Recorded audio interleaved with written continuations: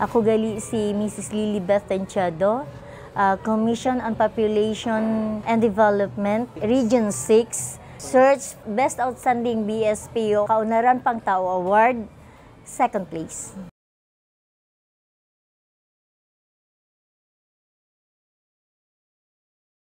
Subong gingaan naman ako opportunity ni sang population office nga sa diin makita man ang akon siguro nga ginahimo as volunteers kag kung paano man ni maka-affect sa lives ng tao sa amon komunidad.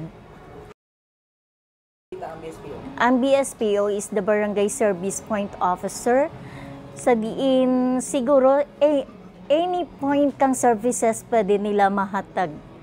Kay hanggod ang tasang BSPO sa development ng isa ka barangay, kay ang data nga gina-proseso or ang data nga gina-gather namon pwede gid mahimo pwede gid magamit sa tanan nga sektor, kay involved na ang sectoral group which nga amora ang focus kang isa ka barangay nga ma-develop, no?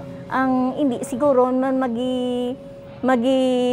uswag ang isa ka komunidad kung hindi maghalin sa isa ka family nga maayo.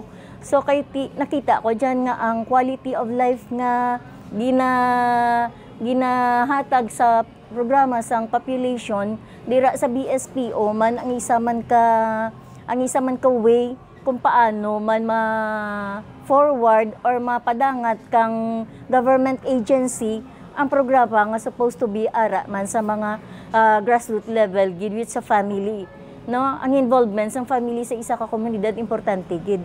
So kinahanglan gid ang educational nga mga strategy kung paano mapaayo ini. Nag-serve man ako barangay official since 2010 hasta subong.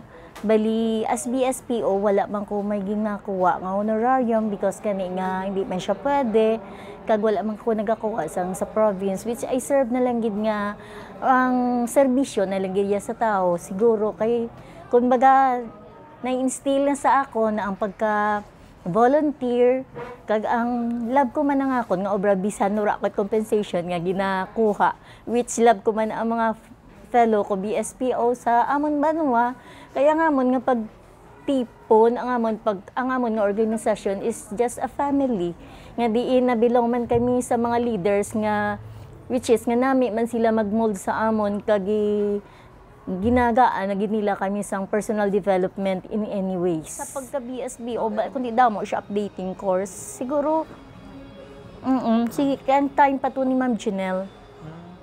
So, si Ma'am Jenner, tapos ang iya nga si Tita Pure, sa every updating course or activity man nga gina-implement sa population, ang ila bala nga way nga magtudlo is may spiritual intervention. Kumbaga daw, kung ikaw nga ara ka na da, masink in sa imo.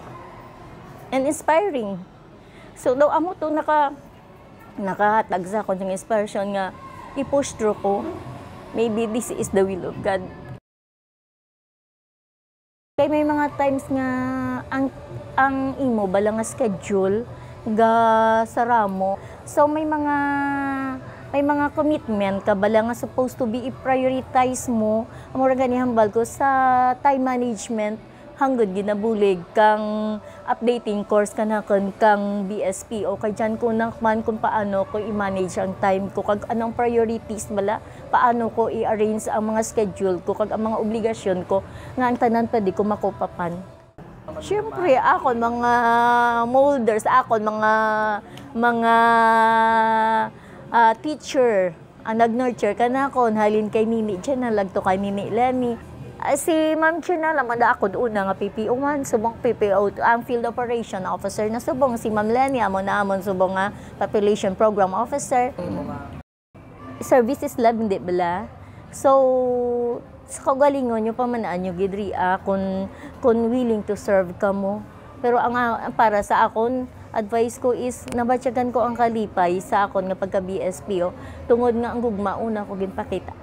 Regardless man sa kung ano nga monetary nga ginabalik sa ako.